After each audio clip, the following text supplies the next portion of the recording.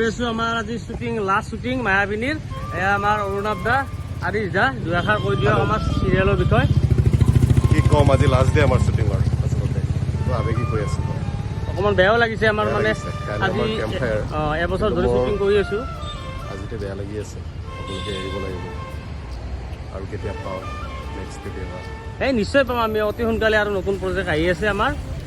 এতিয়া আমাৰ মায়াবিনীখন আমি 1 বছৰ কৰিলোঁ নেকি আদিশ দা? 1 বছৰ ওপৰত হ'ল। 1 বছৰ ওপৰত মই বাৰু বেমাৰৰ কাৰণে কিছুদিন নাছিল। আদিশ দা মোটামুটি 15-20 দিনমান নাছিলে বেমাৰৰ কাৰণে, কিবা অকণমান শাৰীৰিক অসুস্থতাৰ কাৰণে নাছিলে। এতিয়া আকৌ আহিলে, আপোনালোকে চাই থাকক। আদিশ দা আৰু কি ক'ব আমাৰ মানে ৰাইজসকলক, কি ক'ব আপোনালোক বিচাৰি আছে? মই ধন্যবাদ ক'ম সকলোকে, কাৰণ খুব ভালকৈ আদৰি লৈছিলে মায়াবিনী চিৰিয়েলখন।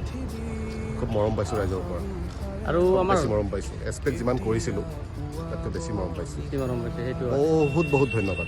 আৰু আমাৰ মানে ভিউৱাৰ্ছসকলে বিচাৰি থাকে, ৰাইজেও বিচাৰি থাকে আদিশ দাৰ সম্পূৰ্ণটো মানে সম্পূৰ্ণ পৰিচয়টো, তেখেতৰ ঘৰনো ক'ত অৰিজিনেল কৈ দিয়কচোন অকণমান। মানে ৰাইজে সুধি থাকে ক'ত ঘৰ, কি কথা, কি বাৰ্তা, মোক কমেণ্ট ছেকশ্যনত মানে ঘৰ কিয় লাগে, অসমীয়া ল'ৰা অসমতে ঘৰ নহ'লেও মানে ঠাইখিনিৰ নাম বা অসমীয়া ল'ৰা মানে কৈ দিয়ক, মানে ছাছপেঞ্চ দি থৈ দিয়ক।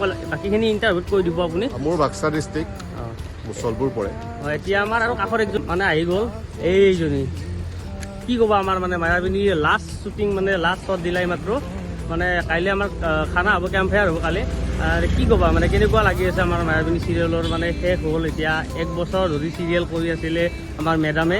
কি ক'বা? 1 বছৰ 1 মাহ কওক। বেয়া লাগিছে, বহুত দুখ লাগিছে আচলতে। মানে আমি ৰাতিপুৱাতে 8টা বজাত আহোঁ, তাৰপিছত পেকআপ হয় 9টা-10টাত। তো তেনেকৈ এইটো মানে এটা টিম নহয়, ফেমিলি হৈ গ'ল। আৰু সেই ফেমিলি এটা হোৱাৰ পিছত সকলোকে এৰি যাবলৈ বহুত দুখ লাগিছে মোৰ। আৰু কি ক'বা বাকী আমাৰ ইউনিটটো কেনেকুৱা? আমাৰ টেকনিচিয়ান হওক, ইউনিটটো বিৰাট বঢ়িয়া। মই সেইটোৱে ক'লোঁ, আচলতে ফেমিলিৰ নিচিনা তেতিয়াই লাগে যেতিয়া আমি চব ক্ল'জ হৈ যাওঁ। আৰু সেইটো কাৰণে ভাল লাগিলে কাম কৰি, আৰু আশা কৰোঁ আহিবলগীয়া দিনত আমি আকৌ একেলগে কাম কৰিম। আৰু এই দুজনৰ মানে এনেকুৱা এটা লাষ্ট চিন কৰিলোঁ, আপোনালোকে চালে একদম মানে বেলেগ মানে ফিদা হৈ যাব। এনেকুৱা এটা চিনটো মই আপোনালোকক নেদেখাওঁ, কিয় দেখালে গালি খাব লাগিব। লাষ্টত আপোনালোকে চাই থাকক মায়াবিনী, আমাৰ লাষ্ট খণ্ডত দেখিব পাব এই চিনটো। তেতিয়াহ'লে আমি বেছি ভিডিঅ'টো দীঘল নকৰোঁ, চাই থাকিব।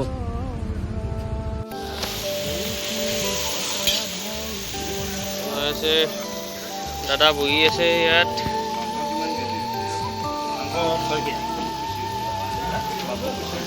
মেইন আমাৰ খানাৰ মেইন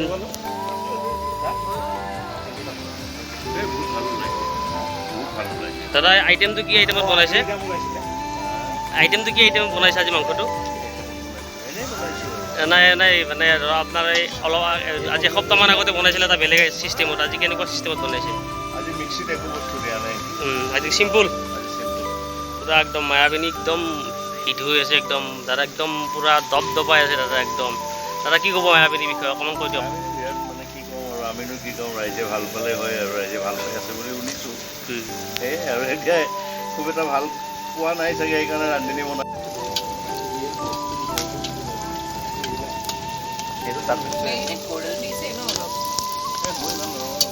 মেডামে আমাৰ মাংস মানে বনাই আছে। মাংস বনোৱা নাই এতিয়া, মানে পিঁয়াজ চিয়াজ দিলে ইয়াত ভাজি আছে মানে মছলাখিনি। এই দাদা আছে আমাৰ লগত, দাদাও পূৰা একদম হেড আমাৰ খানাৰ। দাদা মানে নহ'লে খানা নহ'বই। এইপিনে দুটা আছে আমাৰ, এই দুটা মালিক আছে, কেইটো মালিক নৱদ্বীপ দাটো পূৰা লাগি আছে খানাত, ব্যস্ত হৈ আছে। এই ৰিয়ান আহিল, এই ৰিয়ানে পূৰা ডাইৰেকশ্যন দি আছে খানাৰ, কিনকে বনাব লাগে। মেডাম আইটেম কি আছে আজি? আইটেম কি হ'ব খানাত আমাৰ? আমাৰ টোটেল আইটেম কেইটা আছে?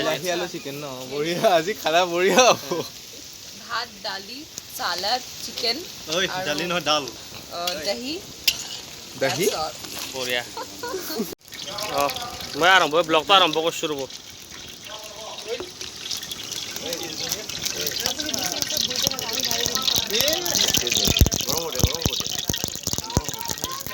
হেৰি আনো নাই, তাৰে পৰা বোলে হেৰি দিয়ে, কিটো গাৰ্লিক পেষ্ট নহৰু আৰু বোলে আদাৰ পেষ্ট দিছে তাৰে পৰা। নাচায়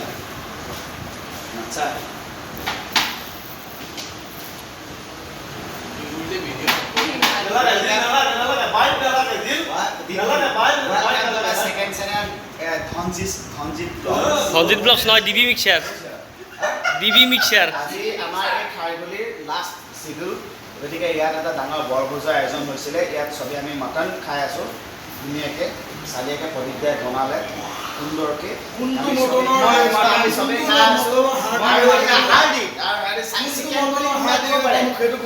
চিকেন বুলি ক'ব পাৰে কিন্তু সেইটো ভুল কৰি লাভ নাই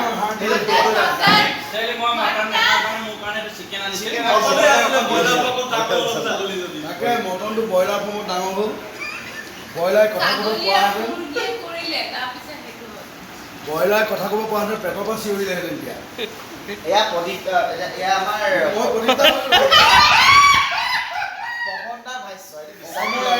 কাৰণ পৱন দাই যিহেতু মাটন নাখায় কাৰণে তেখেতৰ কাৰণে চিকেন অনা হৈছিল আমি মাটনেই খাইছোঁ আৰু ধুনীয়াকৈ বনাইছে আমাৰ প্ৰদীপ দাই চিকেনটো বনাইছে উজ্জ্বল দাই আৰু মই বনাইছোঁ